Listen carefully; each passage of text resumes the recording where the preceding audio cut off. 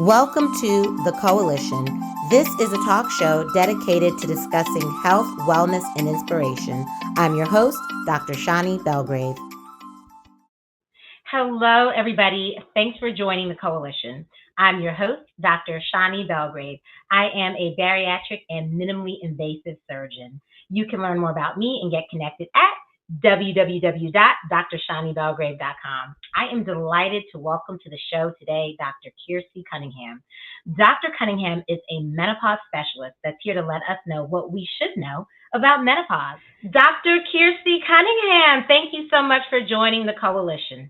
Hi, Dr. Belgrave. Thank you for having me. Such a pleasure to be here. Awesome. So, Dr. Cunningham, can you please tell our viewers a little bit about who you are and what you do? Okay, yes. So I am a menopause specialist. I help women that are going through the menopause transition and postmenopausal to feel the best they can and function the best they can so that they can do the things that they know and love and have the best life. Wonderful. That's so on point, because part of the reason we're doing the coalition is to help people live their best lives.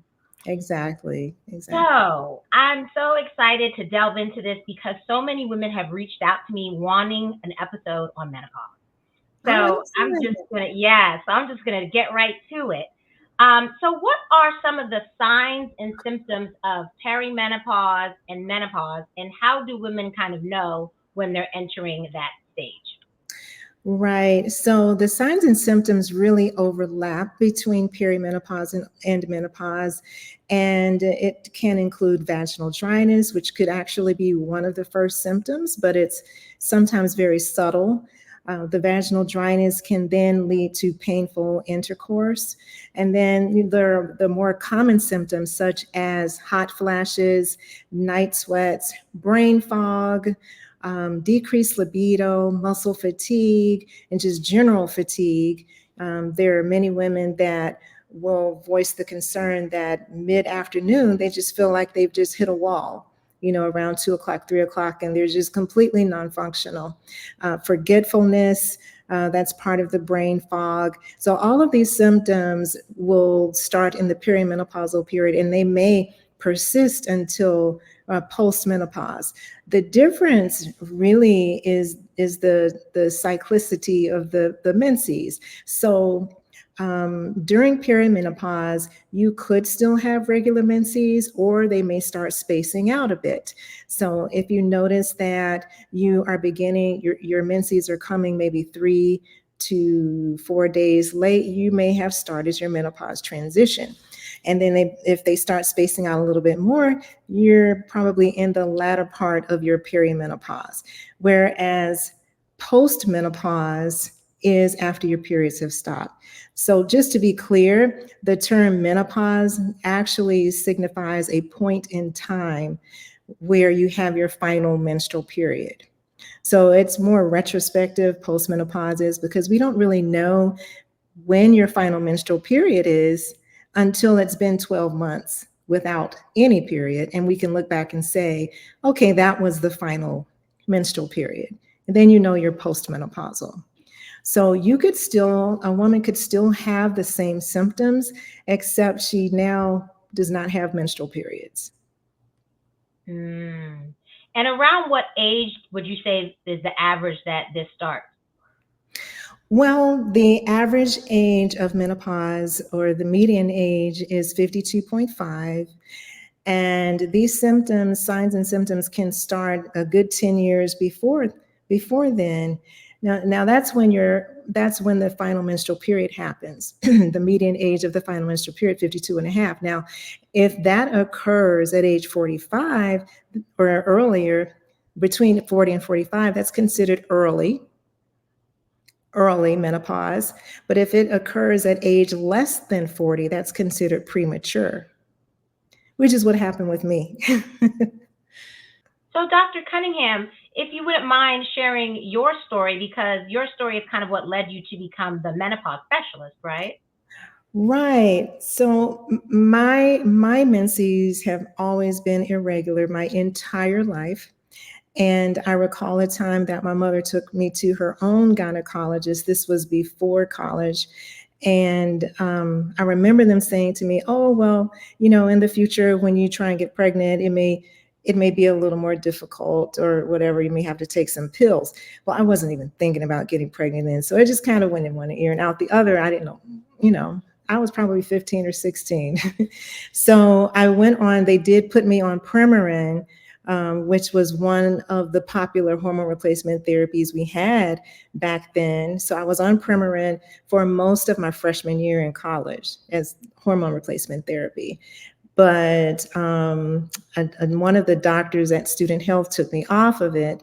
And then I was on nothing for several years. And then I started having the hot flashes and the night sweats. But again, I didn't realize what was going on at the time. But it's only in retrospect that I say, okay, those were hot flashes, because I had my apartment freezing cold. It didn't feel cold to me, but it felt cold to my brothers, for instance, who came up to visit me. Or I would drive around with my car set at 65 degrees, feeling like it was very comfortable. But when someone rode with me, they would comment on how cold the car was. So things like that I can recall. And it wasn't until probably the year after I got married and I went on a pill for a short period of time, stopped the pill, and then my periods didn't come back for a while. And then they did a lot of testing and said, okay, you have premature ovarian failure, which is what we called it back then. But now, we called it premature ovarian insufficiency. Primary ovarian insufficiency. So it's essentially the same thing. And I was told that I had less than a 3% chance of ovulation. So I felt, okay, that's good. 3%, that's good. It's not zero. So we tried the donor egg cycle. And well, even before the donor egg cycle, we tried the injections, and that didn't work. The donor egg cycle failed, and that was it. So I prayed about it and I waited like 4 years. And then finally it happened spontaneously. That's amazing. So what would you tell women who found themselves in that unique situation with the premature or primary ovarian failure? Well, the thing about primary ovarian insufficiency is it's not really a final diagnosis. As you see what happened with me, that 3%, which is why they changed the name, I think, because the younger women, they could just have just a random ovulation, which is what happened with me twice. So I would say, if you have been given that diagnosis, stay positive. Just keep believing that it will happen. And I think, it will happen. Eat healthy and it will happen. Nothing is certain. Well, that's really good advice, the power of positivity. Can you share with the viewers some of the different treatments that you offer for the management of menopause symptoms? Sure. For the hot flashes and the night sweats and the brain fog, most of the women that come to us are looking for hormone therapy. And we do various forms of hormone therapy. We try and stick to bioidenticals because long-term, they're less inflammatory. But even of the bioidenticals, there's different routes of therapy. We do pellet therapy, we do creams, we do tablets, we do vaginal rings, we do patches, you name it. So it just really depends. But that's, that is very helpful for most of the symptoms. Now, there are some patients that just do not want hormones, and that's fine. And if they have hot flashes, there are other ways to treat the hot flashes. There are non-hormonal methods of treating them, such as the new one that came out I guess it was maybe last year, Veoza. which that's a good therapy. It targets the nuclei that are specific to hot flashes. So we kind of know where hot flashes come from now, and that's the area that it targets. So it's very specific. There are also antidepressants that are very effective in the treatment of hot flashes, as well as there's a bladder medication that is very good at treating hot flashes. And there is a seizure medication that is very good at treating hot flashes. So there's lots of options.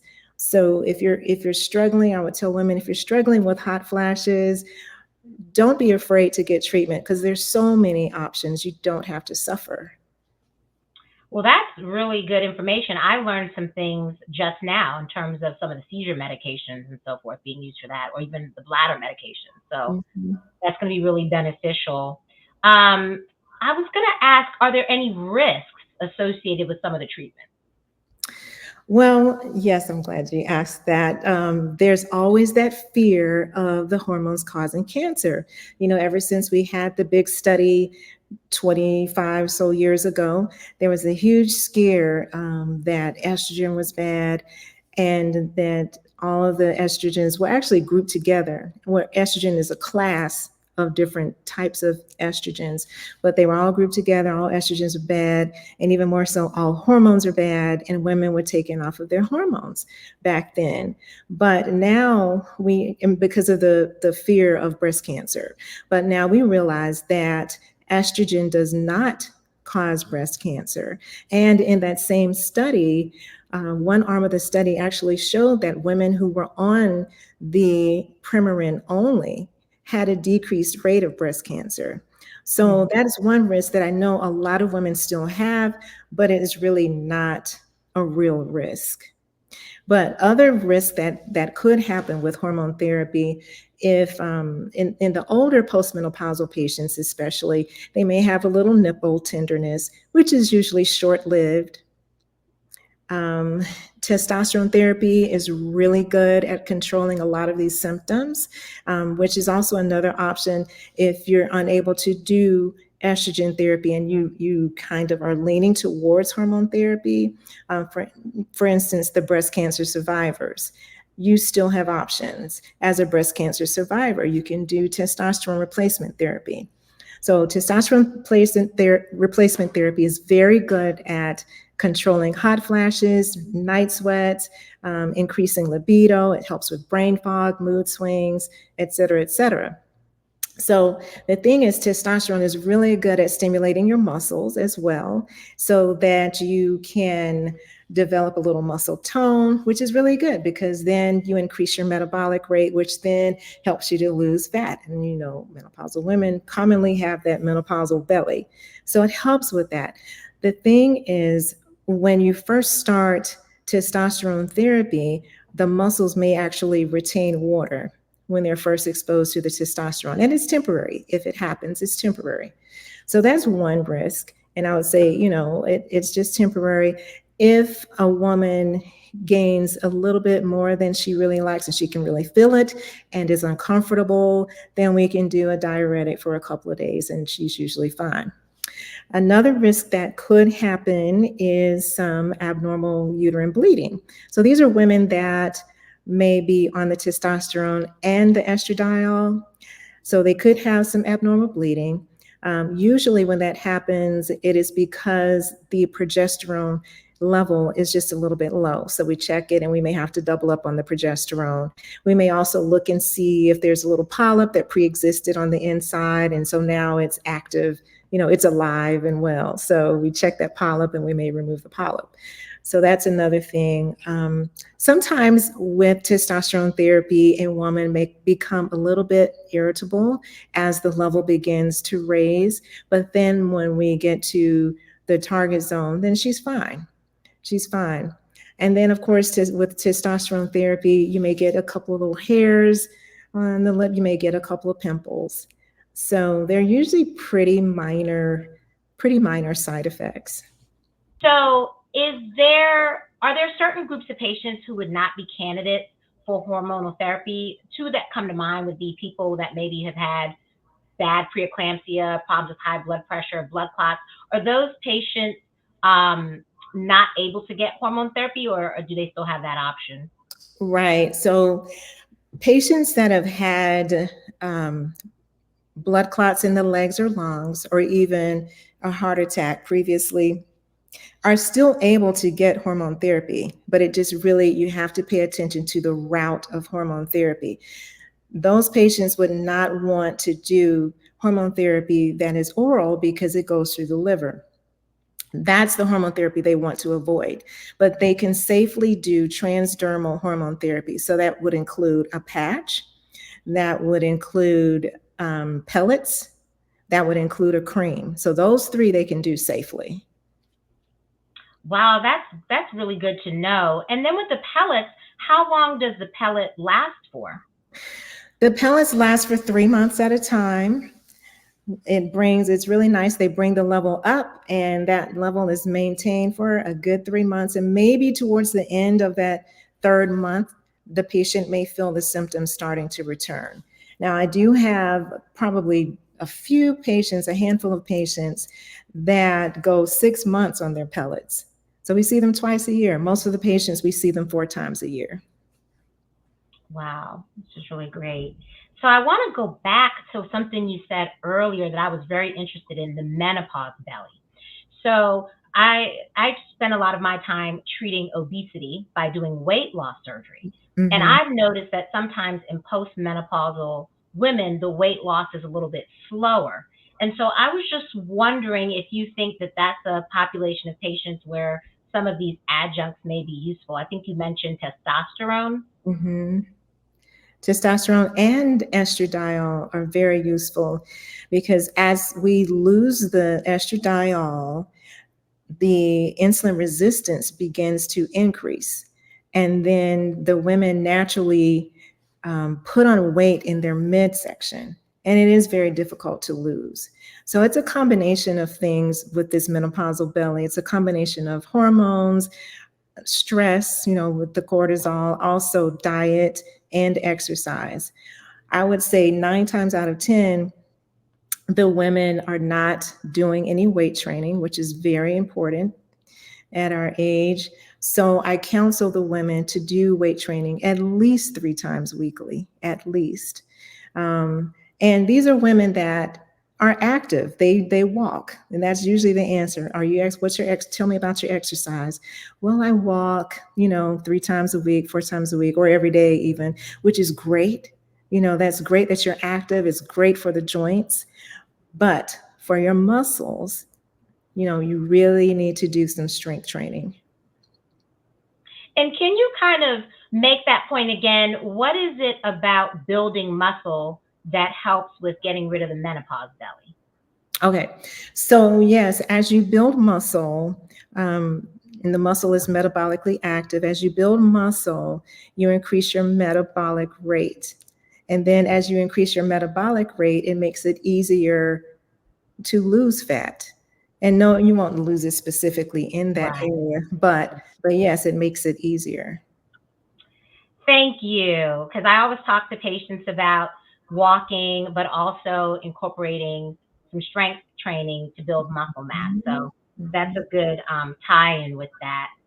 So is there one thing in particular that you would say is a key takeaway for women that are going through perimenopause or menopause?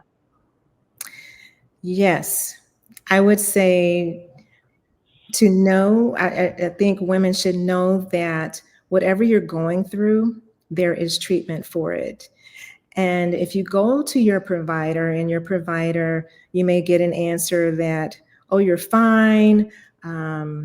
Oh, you're just going through menopause. Oh, you'll get through it. I would say don't settle for that. If you are feeling uncomfortable, if you're not feeling your best, then you need to keep looking and just be your own self-advocate. So you may have to find another provider. That doesn't mean, get rid of that one completely, but you may have to find a provider that is a menopause specialist, or at least well-versed in menopause, so that they can recognize your signs and symptoms and treat you. Because the other thing is, many times when providers run these labs, they say, oh, your labs are normal. And the thing is, we're not looking at what is normal according to a laboratory reference range. That's not the goal. Because if we look at the laboratory reference range, they will look at an estradiol level of 2 in a 61-year-old and say it's normal, when that's like no estrogen, that's no estradiol. And then this woman is suffering with hot flashes and vaginal dryness and dry skin and itchy ears, etc. Okay. Whereas a 31-year-old may have an estradiol level of 302, depending on where she is in her menstrual cycle. So the point is, we're not using those age-based numbers. We want, as a menopause specialist, we're trying to, or our goal is to get you to feeling your best, or like you did, when you were 20 years ago or so. So I would say, keep looking, keep persisting, be your own advocate, and know that there is treatment out there for you. Very good advice. You mentioned the importance of healthy eating. From your perspective, do you have any suggestions on particular foods or types of diets that you think are good for menopause? I do, because we are losing muscle every year, at least 3%, sometimes up to 6% every year. So you can imagine 3 years from now, you will have lost 3% or 10% of your muscle mass, approximately 3 years from now. So the thing is, you want to make sure you're in the gym doing your weight training, but then supporting that weight training with a good protein intake. So you would need anywhere from 100 to 100, maybe 120 grams of protein daily, which it takes some planning. It takes some intentionality to get that on a daily basis, but you can do it. So for instance, you could do maybe a protein smoothie for breakfast. That would give you probably 30 grams of protein. And then if you did a chicken breast for lunch on a salad or for dinner, that would be another 35 or so grams of protein. It's doable. So that's the main thing. Make sure you're getting enough protein. Smart carbs, meaning not the starchy carbs like your potatoes and your rices and your pastas, but the smart carbs like your vegetables. I preach protein and produce is what I preach. I like that. The two P's, protein and produce. So you stick to that and you'll be fine.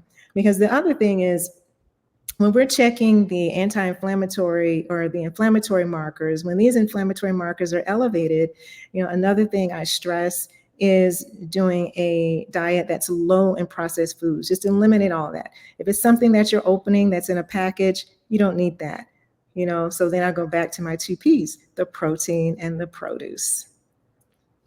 Thank you so much, because you've supported everything that I'm always saying, which is a healthy protein and lots of greens. So that's great to hear that echoed. Well, Dr. Cunningham, this was truly a joy. It was very enlightening, and I know for sure this is going to help so many women. I think a lot of these women are going to be interested in seeing you. What is the best way for people to contact you? Well, I'll give you my office number for those of you that are in the Atlanta area, and that is 470-336-9616. Our website is metrohealthandwellness.com, and the and is spelled out, metrohealthandwellness.com. And patients can easily book appointments there. We do telemedicine appointments also. And you can find me on Instagram at Dr. Kirstie Cunningham. And yeah, that's it.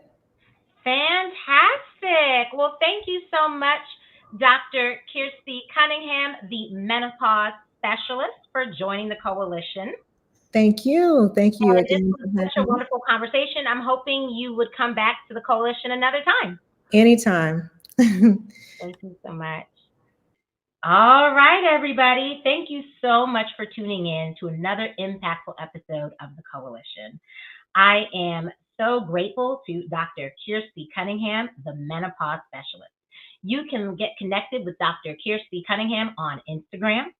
You can stay connected with me at www.drshanibelgrave.com. Thanks again. I'll see y'all next time.